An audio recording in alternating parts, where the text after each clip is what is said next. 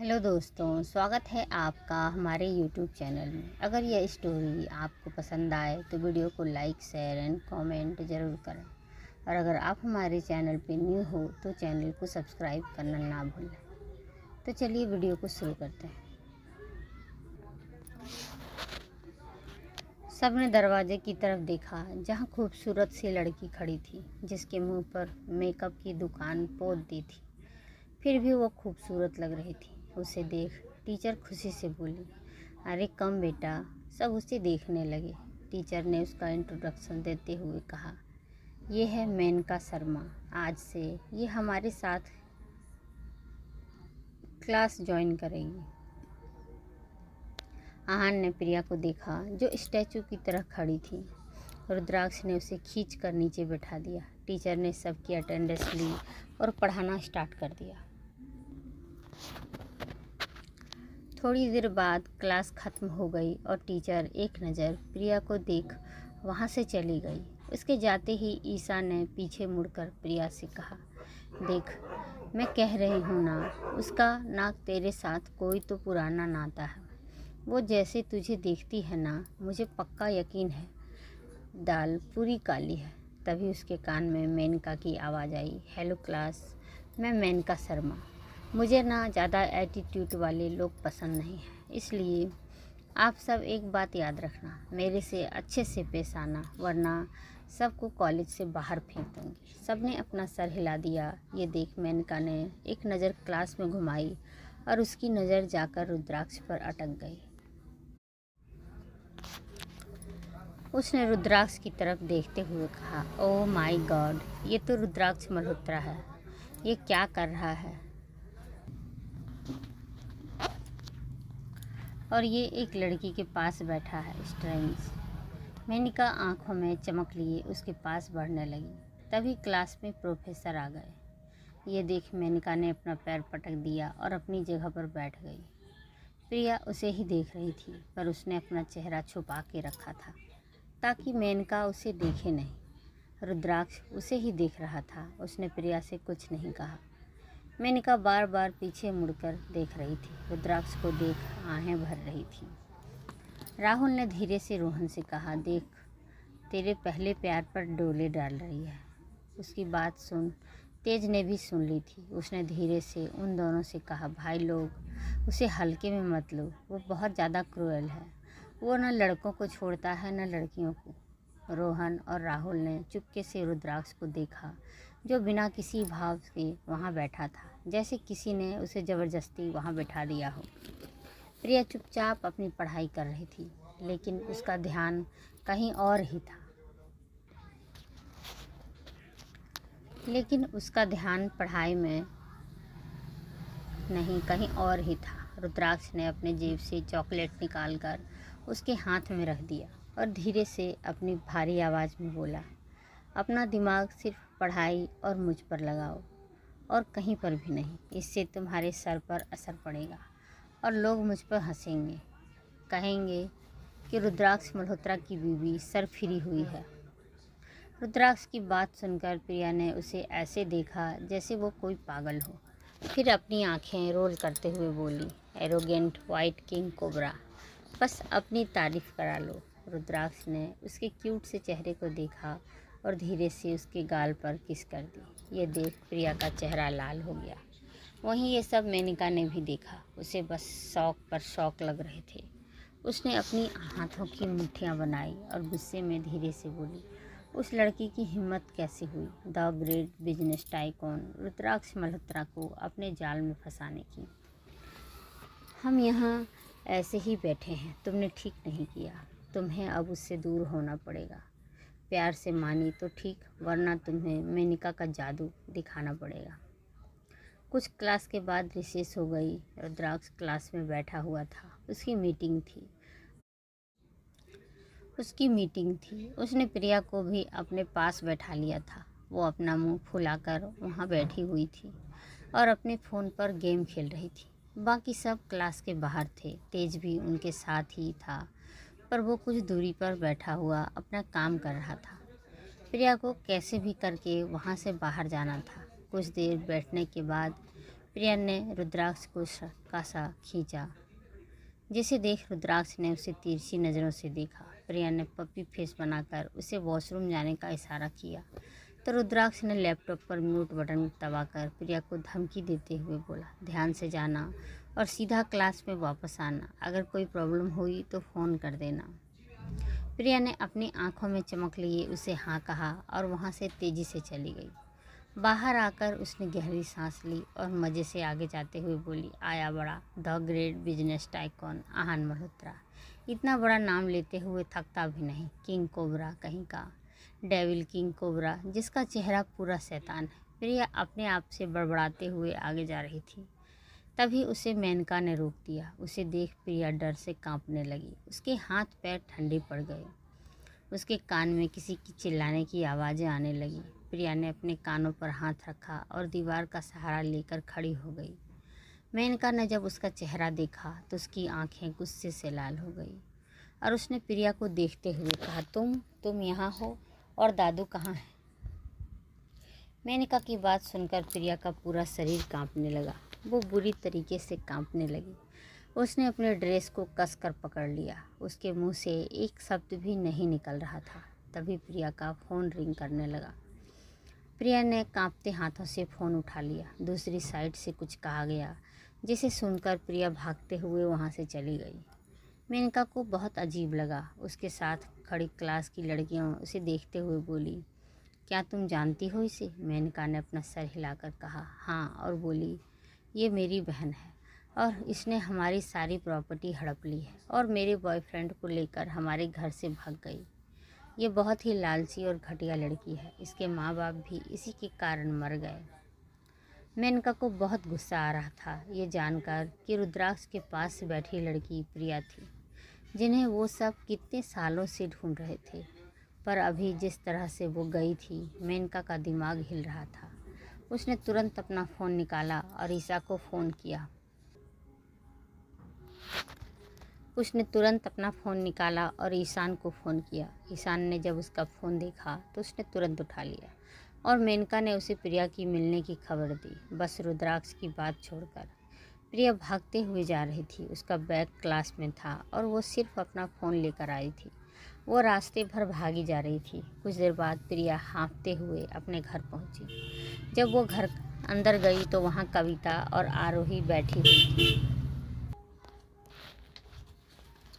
प्रिया ने जैसे ही अपने घर पर कविता और आरोही को देखा, उसके कदम रुक गए और वो धीमे कदमों से चलकर अंदर आ गई। उसने झांककर घर के अंदर देखा, वहाँ पर कोई नहीं था। ये देख उसकी आंखें छोटी हो गई। आरोही ने ऐसे ही देख हंसते हुए कहा, बेवकूफ़ लड़की, कोई नहीं है घर पर। कितनी भोली और मासूम है तू, किसी पर भी आसानी से विश्वास कर लेती हो ना। कुछ नहीं हुआ तुम्हारे दादू को, वो एकदम सही सलामत अपने दोस्त के घर गए हुए हैं। आरोही की बात सुनकर प्रिया को समझ आया कि उसे फंसाया गया है। वो तुरंत पीछे मुड़ गई और वहाँ से जाने लगी। ये देख कविता बोली, दादू सही सलामत है, लेकिन इसका मतलब ये नहीं कि वे सही सलामत रहेंगे। अगर तू नहीं चाहती तेरे कारण तेरे दादू मर जाए तो मेरी बात सुनो। कविता की बात सुनकर प्रिया सहम गई और चुपचाप अपनी जगह पर खड़ी हो गई। कविता जी ने उसे ऊपर से नीचे तक देखा और बोली, तुम्हारी औकात भी नहीं है उस रुद्राक्ष मल्होत्रा के सामने खड़े रहने की, और तुम उसके सपने देख रही हो। मेरी बेटी को इतना मारा तुम लोगों ने, तुम्हें शर्म नहीं आई अपनी बहन के साथ ये सब करते हुए? प्रिया ने आरोही की तरफ देखा और शांत सी आवाज़ में बोली, मासी, मुझे नहीं पता था दी वहीं पर है और वो रुद्राक्ष के साथ आने वाली है, वरना मैं वहाँ कभी नहीं जाती। प्रिया की बात सुनकर आरोही झट से बोली, फिर उसने ऐसा क्यों कहा कि तुम उसकी वाइफ हो? प्रिया आरोही की बात सुनकर चुप हो गई। उसे समझ नहीं आ रहा था कि वो क्या बोले। उसे शांत देख आरोही फिर से बोली, देखा माँ, कैसे इसकी जुबान पर ताला लग गया। इसने अपने हुस्न के जाल से रुद्राक्ष को फंसाकर उससे शादी भी कर ली और हमें इस बारे में कुछ भी पता नहीं। इसके जाने बताने से ज़रूरी नहीं समझा। कविता भड़क गई और प्रिया के बाह को ज़ोर से पकड़ते हुए बोली, कितनी बेशर्म है तू प्रिया, जिसने तुझे पाल पोस कर बड़ा किया, तुमने हमें बताना भी ज़रूरी नहीं समझा? इतनी बड़ी हो गई हो तुम अब। प्रिया उसकी बात सुनकर कुछ नहीं बोली।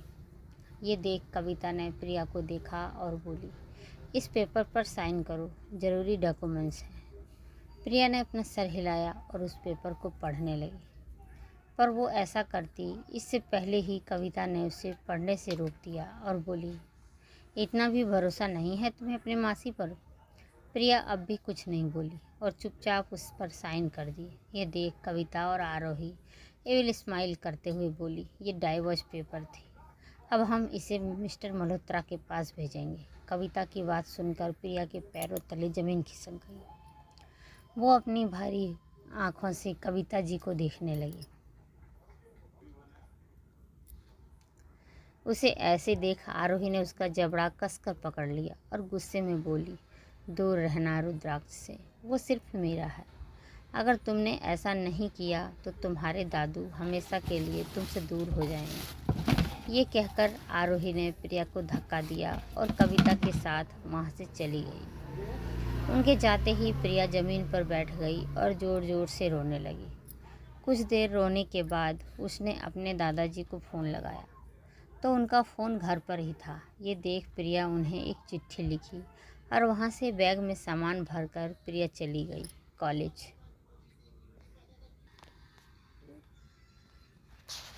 रुद्राक्ष क्लास में बैठकर प्रिया का इंतज़ार कर रहा था। वो अपनी मीटिंग में बिजी था। जब क्लास की बेल बजी, सब स्टूडेंट क्लासरूम में आ गए। प्रिया के फ्रेंड्स भी क्लास के अंदर आ गए। टीचर भी क्लास में आ चुकी थी। रुद्राक्ष ने जब ये देखा तो वो अचानक ही अपनी जगह से खड़ा हो गया। उसे खड़ा देख सब उसे देखने लगे। रुद्राक्ष गुस्से से मेनका की तरफ गया और उसका गला पकड़ लिया। रुद्राक्ष के सडन मूव से सब हैरान हो गए। वहीं मेनका की हालत ख़राब हो गई। रुद्राक्ष गुस्से में चीखते हुए बोला, प्रिया कहाँ है? उसका सवाल सुनकर सब हक्के बक्के रह गए। तेज तुरंत रुद्राक्ष को मेनका से दूर किया। उसका ये रूप देख सब डर गए थे। सलोनी, ईसाई, कांछा, रोहन और राहुल भी अपनी जगह से खड़े हो गए। मेनका बुरी तरह से खांस रही थी। ये देख उसके पास बैठी लड़की डरते हुए बोली, वो उसे किसी का फ़ोन आया था और वो भागती हुई चली गई। रुद्राक्ष ने अपने जेब से फ़ोन निकाला और अपने गार्ड पर चीखते हुए बोला, तुम्हारी मैडम बॉस कहाँ गायब है? उसका पता लगाओ, वरना आज सब जंगल में रेंगते हुए नजर आओगे। तेज उसे शांत कर रहा था, पर रुद्राक्ष गुस्से से किसी की सुन नहीं रहा था। उसने मेनका पर उंगली दिखाते हुए कहा, अगर इसमें तुम्हारा कोई हाथ हुआ ना तो ये रुद्राक्ष मल्होत्रा तुम्हें नहीं छोड़ेगा। ज़मीन में भी छुप गई ना तो तुम्हें खींच कर बाहर निकाल कर तुम्हारी हालत ख़राब करूँगा। Because I am king cobra. जहाँ लोगों की सोच ख़त्म होती है, ये किंग कोबरा वहाँ से सोचना शुरू करता है।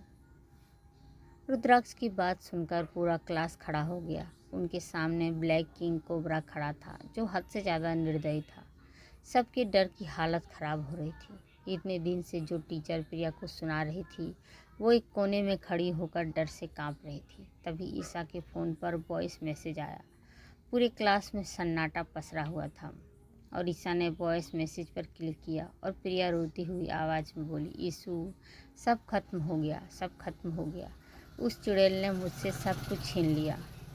प्रिया की आवाज़ सुनकर रुद्राक्ष ने तुरंत ईसा का फ़ोन अपने हाथ में ले लिया और आगे सुनने लगा, पर इसके आगे प्रिया कुछ नहीं बोली। रुद्राक्ष ने अपने फ़ोन से प्रिया का लोकेशन निकाला और जल्दी से भागते हुए क्लासरूम से बाहर चला गया। उसके जाते ही प्रिया के फ्रेंड्स भी उसके पीछे चले गए। अब पूरी क्लास में बस प्रिया की ही चर्चा हो रही थी और साथ में रुद्राक्ष की। टीचर तो अभी भी शौक होकर खड़ी थी। रुद्राक्ष तेज़ी से अपनी गाड़ी में बैठ गया और वहाँ से चला गया। उसके पीछे सब थे। पार्क। दोपहर का समय था, इसलिए पार्क में कोई नहीं था। प्रिया बड़े से पेड़ के नीचे अपने मुंह को घुटनों में छुपाए हुए रो रही थी। उसे अपनी मॉम डैड की बहुत याद आ रही थी। प्रिया ने रोते हुए कहा, मेरी आखिरी उम्मीद भी मासी ने तोड़ दी माँ।